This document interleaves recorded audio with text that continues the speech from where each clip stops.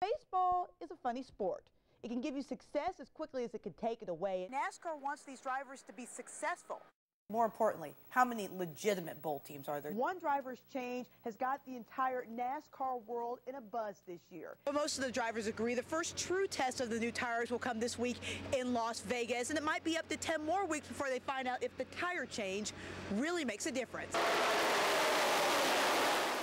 When cars are running within an inch of each other at more than 190 miles per hour, one move can mean the difference between this and this.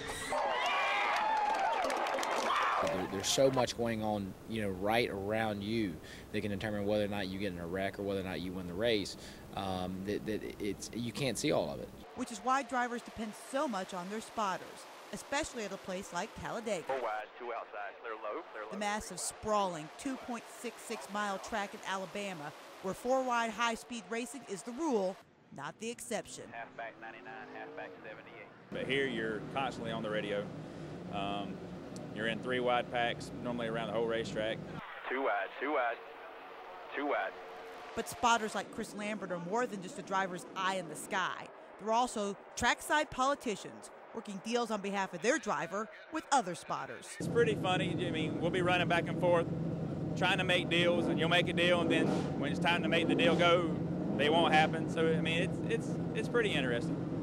Another place where team communication is critical is pit road, and it's driving down here where the crew chief becomes like a second spotter. The spotter still pretty much handles that until he's like 10 stalls away from me. 3, 2, right here. Then I can pick him up and try to help him if there's other cars already in the box. Coming around you right now. 1 lane, 1 lane, 1 lane, 1 lane. The communication, the relationship is very key to the spotter and the crew chief and the chemistry there. The chemistry builds communication, and you just got to have that connection. It's a relationship that drivers like Vickers depend on in order to make the right moves on the track. Still, at the end of the day, the ultimate pressure is on the driver to put his car in a position to win. The spotter's not driving the car. It's still up to the driver to make the decision, but you want him to paint the picture for you. 3 wide behind you, 3 wide behind you. From the Talladega Superspeedway, Heather Williams, News Channel 9 Sports. High school football kicking off 1 week from now, but before the big opening act, one final dress rehearsal. It is the final night at the Chattanooga area Jamboree for some dozen or so teams, and they will kick off in about 10 minutes from now. The party gets started with David Brainerd School taking on Chattanooga Christian, and then Tyner plays Bradley Central at 7. Then it's Silverdale versus Central. Hickson plays Grace Academy. Howard versus Cleveland, with Red Bank and McMinn County finishing up the evening. Last night here at Finley Stadium, nearly 10 teams went through the drill, and close to a half dozen of them have new coaches this year, including East Ridge, where Mike Martin takes over for longtime head coach Tim James. James is now the head coach at the new Heritage High, and he makes a trip south to Georgia after 7 years at East Ridge. But his ties to the Pioneers run much deeper, which made it so hard for him to walk away. When you're coaching at a school you once played for, when you took that school to the playoffs 5 of the 7 years you were head coach, when the stadium at that school is named after your father, walking away and taking a job somewhere else is just not that easy. It was a tough decision. I have a lot of ties to East Ridge. I hated leaving the kids that I'd coached for so many years there, and I wish them the best of luck.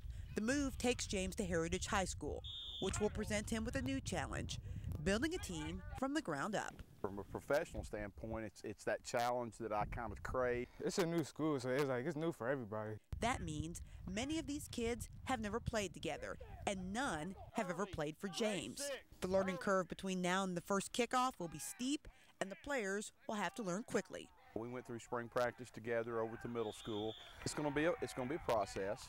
Nothing worthwhile ever happens overnight. So we're going to be building a program. But the players say they're already coming together, and the guys who were once rivals, they now call teammate. We really came together as a team. Now we've actually started. There used to be a bunch of I'm a Ringgold Heritage or something like that. I'm a Lakeview Heritage, but now I think we've really started coming together. It's really started being like a team. It's not like we're Heritage now. We're not Lakeview. It doesn't matter where we came from.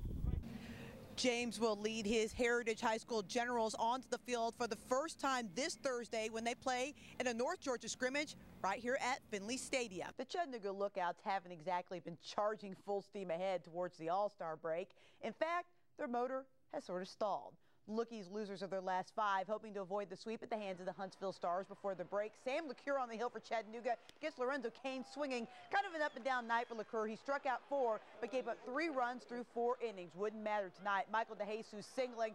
Then he swiped second to get into scoring position, put runners at the corner then for Danny Dorn. He hits what should be a routine fly ball out, but hey, it's Christmas in July, right? Cole Gillespie, no. That scores to Jesus, and after a ground out and a sacrifice fly makes it 2-0 Lookouts. Eric Iman hits a double to right.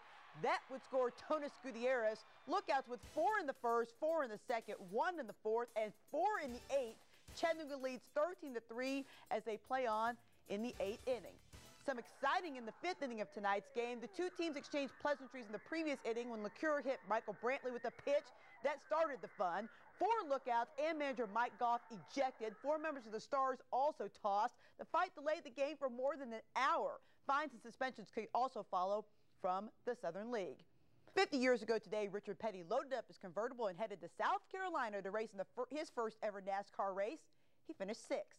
5 decades later, Petty is still the king. 200 victories, 7 Cup championships, 712 top 10 finishes, and 123 poles. His first win came in 1960, his last in 1992. Tonight, Petty will be honored at the Chicagoland Speedway, and the king says today's racers are a lot different than they were when he raced. When we started the race, that was it. If you was in a 500-mile race and the car handled bad, there was nothing you could do to the car, so the driver had to adapt to whatever the circumstances his car was. And these guys today, they fix stuff before they really adapt. Richard Petty. By the way, Petty raced twice in the Tennessee Valley, finishing 4th and 2nd in the 2 Cup races at Boyd Speedway. For more on the King's legend or any other number of NASCAR topics, be sure to visit my blog. It's called the Backstretch Blog, and you can find it at newschannel9.com. NASCAR under the lights tonight in Chicagoland, where Kyle Busch led them to the green flag some 3 hours ago, but a caution with 5 laps to go made it a 2-lap sprint to the checkered. Wouldn't matter. This one in the books. Kyle Busch wins his 7th race of the season. And under the lights tonight in Nashville, Scott Dixon won his 3rd straight IndyCar race at that track. That race was shortened by 29 laps because of the rain. And if you snoozed this morning, then you definitely lost out to Tennessee Titan tickets. Individual tickets for all 8 home games at LP Field sold out this morning in just 32 minutes.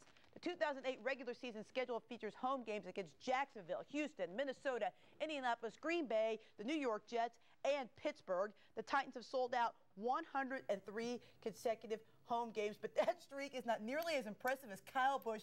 7 wins. We are barely halfway through the season. That's really impressive. NASCAR drivers change teams, car numbers, and sponsors every year. There's nothing all that exciting about that. But one driver's change has got the entire NASCAR world in a buzz this year. And as we look forward to the beginning of the 2008 season, even NASCAR, the sanctioning body itself, is looking forward to the rebirth of the Junior Nation. No different than a marquee franchise that other sports enjoy. So when historically important teams like the Los Angeles Lakers and the NBA do well, conversely, the NBA does better. Where Michael Jordan, the big figures in their past or their present. So we're no different than that. So if Dale Jr. Has a big year, that will help. He's got the biggest fan base. It'll energize that fan base. There's no question. And why wouldn't they root for Junior's success? The sport's most popular driver on the sport's most successful team. It's a recipe that has everybody fired up. His fan base is huge. You don't really understand it until you're real close to it, and it has been different. You know, he's kind of upped our attention. I was joking with him. I told him I was glad he came down to Daytona for our test to get us some TV time. So, you know, when he came around, it was just a big block. With all this attention, you would think that there'd be a lot of pressure on Junior. But Lee says there's no pressure, just anticipation for the season ahead. I'm just ready to get the year started. I feel good. I feel excited. I feel rested. I got a couple more days off in between now and the season, so I'm going to enjoy them. Of course, Junior says he'll feel a lot better once he gets that first win under his belt. When I go to the racetrack this year, I want to get that first win ASAP, you know, as soon as I can get it, because it's been such a long time and you crave it. It's an addiction, you know, so you want it. For more on the rebirth of Junior Nation, be sure to check out the text version of the Backstretch blog. And for my next blog, I'll be looking back on this weekend's race, the Bud Shootout in Daytona.